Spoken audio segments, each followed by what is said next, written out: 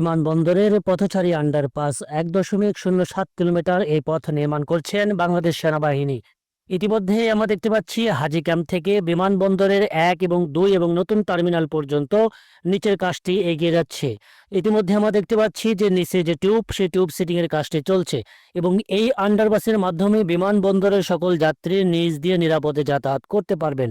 বিশেষ করে বর্তমানে বিমানবন্দরের যাত্রীরা অর্থাৎ বিশেষ করে বিদেশগামী যারা রয়েছেন, লাগেজ বা ব্যাগ মাথায় নিয়ে জীবনের ঝুঁকি নিয়ে রাস্তা পারাপার হয়ে থাকেন। তবে এই আন্ডারপাসটি তৈরি করা হলে নিচের সুড়ঙ্গ পথ ধরে কয়েকটি পথে যুক্ত হওয়া যাবে।